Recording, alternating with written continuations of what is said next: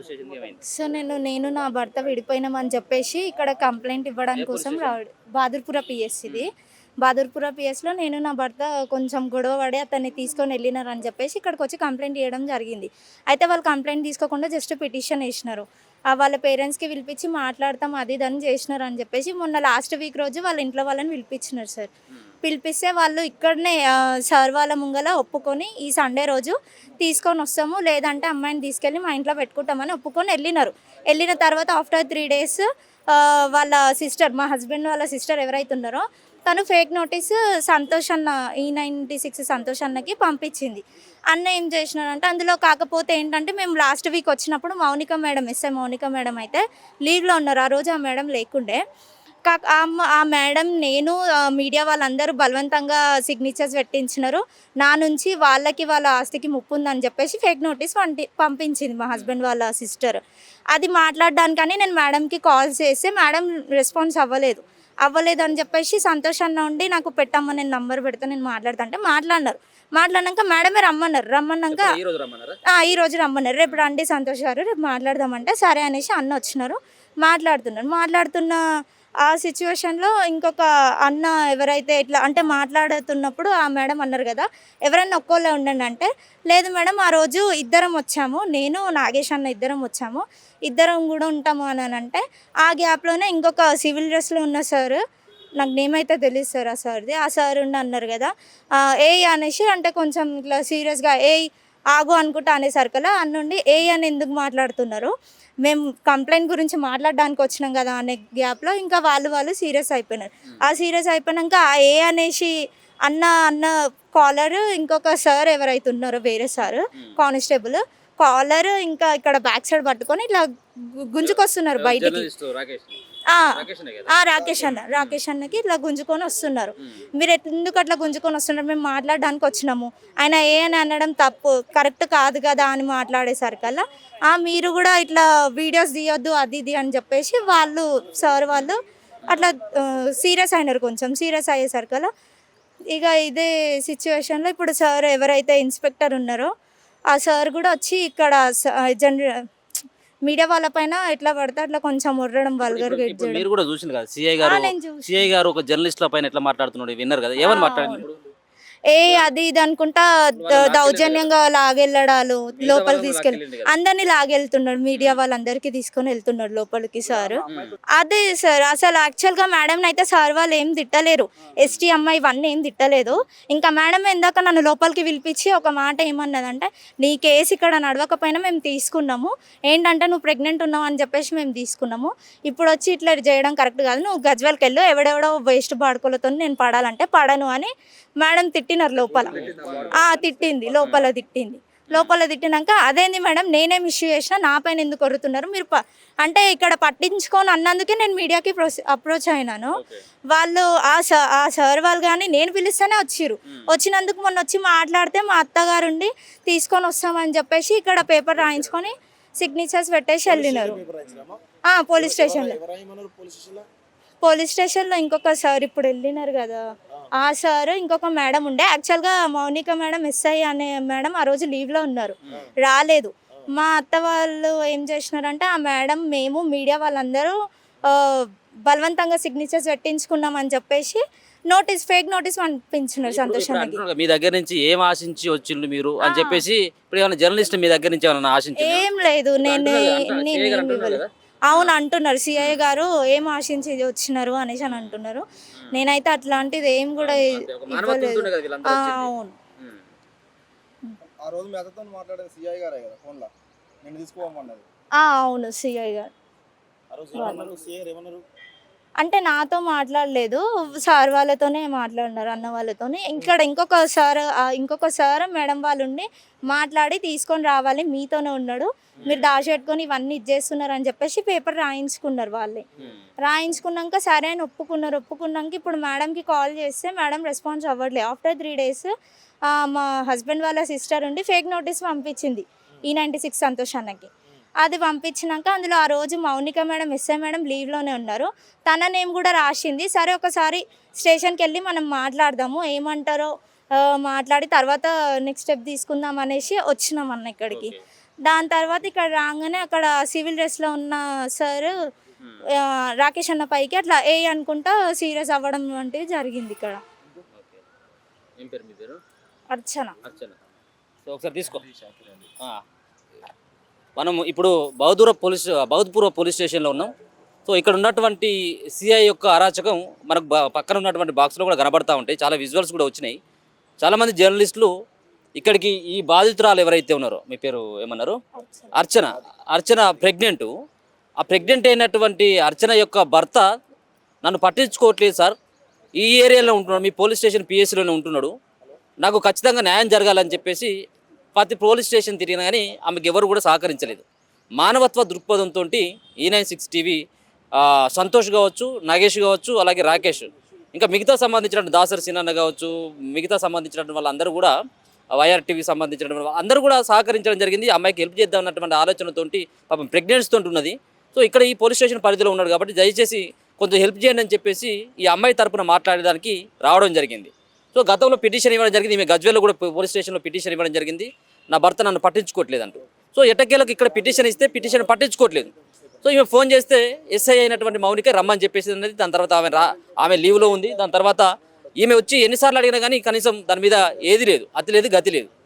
So ఈమె తరపు నుంచి మాట్లాడుతున్నటువంటి వ్యక్తులు ఎవరైతే ఉన్నారో ఇక ముగ్గురు కూడా పోలీస్ స్టేషన్కి రావడం జరిగింది. పోలీస్ స్టేషన్లో ఉన్నటువంటి ఇక్కడ ఎస్ఐ లేడు, సిఐ లేకపోవడంతో లోపల ఉన్నటువంటి కానిస్టేబుల్ తోటి మాట్లాడేటువంటి ప్రయత్నం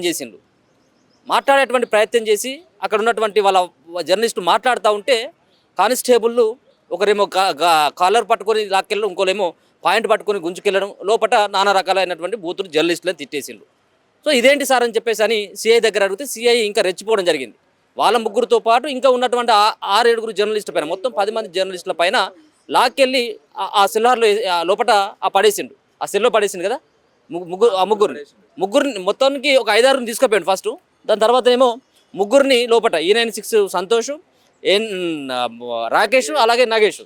సో ఈ ముగ్గురు ఇప్పుడు లోపల ఉన్నారు. లోపల ఇప్పుడు ఏమని చెప్తా ఉన్నాడంటే లోపల కానిస్టేబుల్ ఆమె ఎస్టీ అట. సరే ఎస్సీనో ఎస్టీ మనకు తెలియదు. ఎస్ఐ ఏమని చెప్తున్నాడు, సిఐ షాకిర్ అలీ ఏమని చెప్తా ఉన్నాడు అంటే లోపల ఉన్నటువంటి కానిస్టేబుల్ నీ విధులకు భంగం కలిగించిండు, నీ మీద నానా రకాలుగా తిట్టిళ్ళు, నిన్ను కులం పేరు పెట్టి దూషించిళ్ళు, కాబట్టి నువ్వు SC/ST కేసు పెట్టమ్మా అని చెప్పేసి షాకిర్ అలీ సిఐ, బౌద్ధపూర్ సిఐ షాకిర్ అలీ ఆమెను ప్రోత్సహిస్తూ ఇప్పుడు ఆమెతోటి SC/ST కేసు పెట్టించేటువంటి ప్రయత్నం చేస్తామో లోపల అది రాస్తాం. ఎంత దుర్మార్గము చూడండి. పాపం ప్రెగ్నెన్సీతో ఉన్నది, రేపో మాపో డెలివరీ అవుతుంది.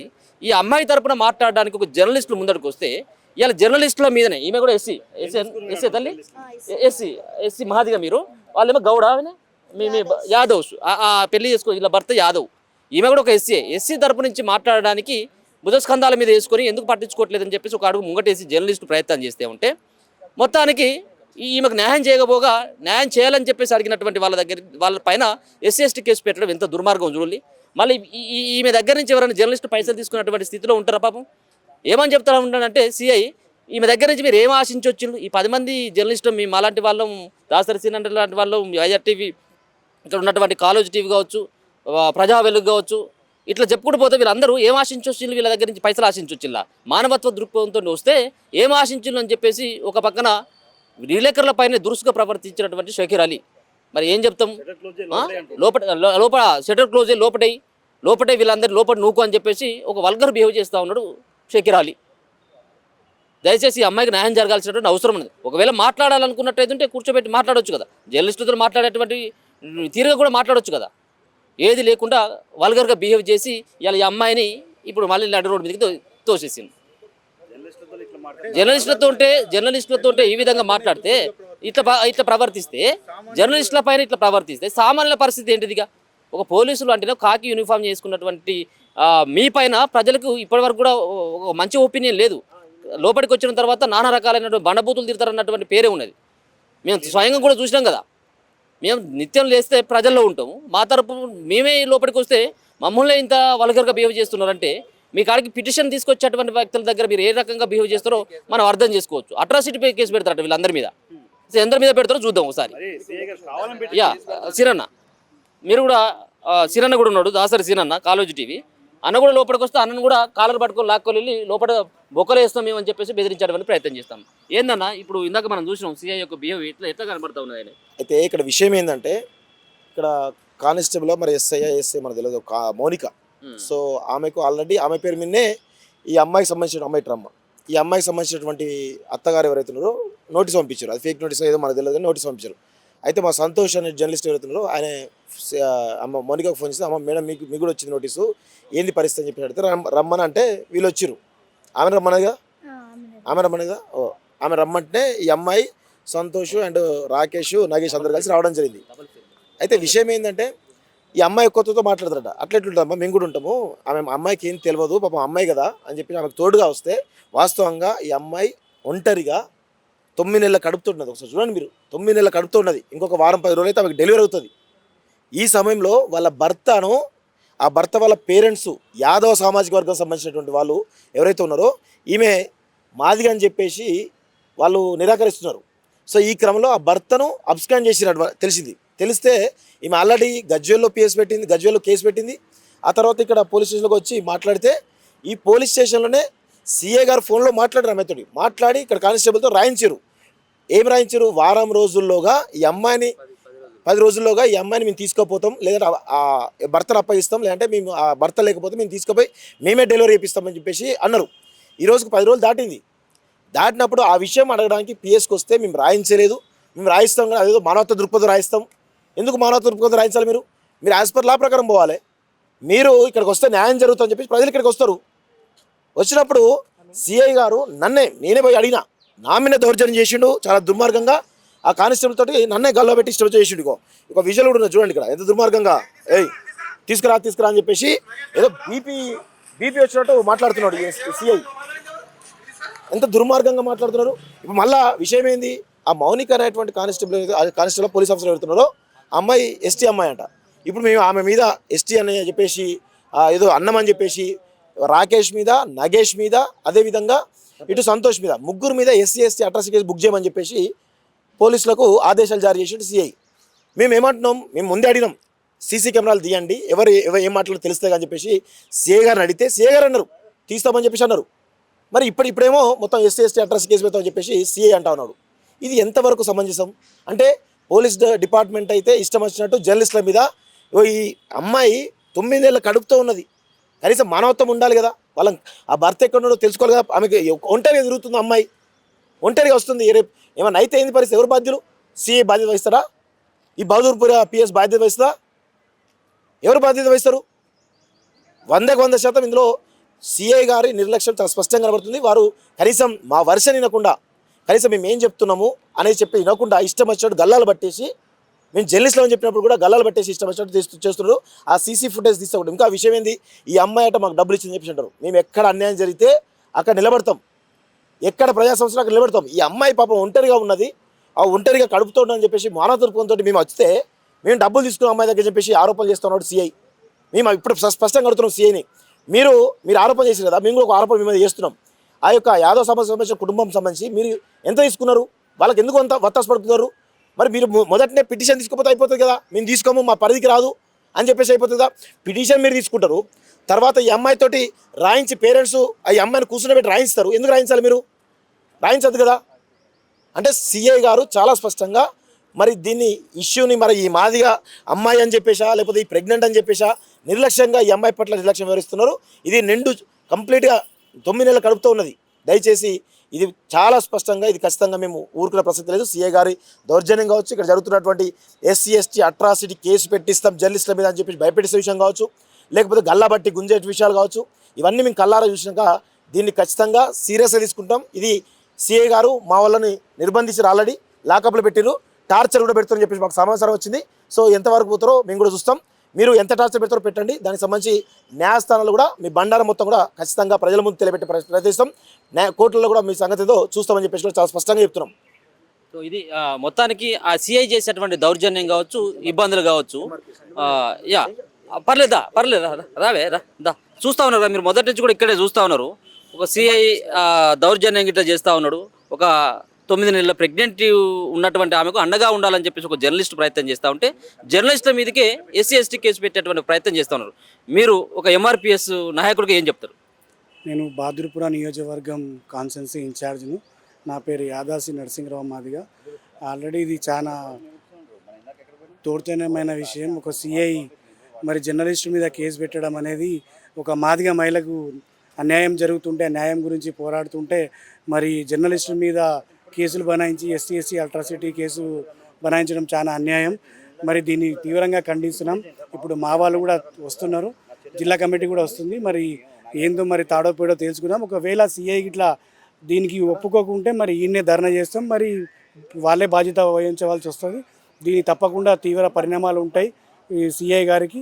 మరి మా వాళ్ళు వచ్చిన తర్వాత తప్పకుండా మరి భవిష్యత్తు కార్యాచరణ ప్రకటిస్తాం. ఈ దృష్టి అన్నగారి దృష్టి కూడా, మందకృష్ణ మాదిగ అన్న గారి దృష్టి కూడా తీసుకెళ్లడం జరుగుతుంది.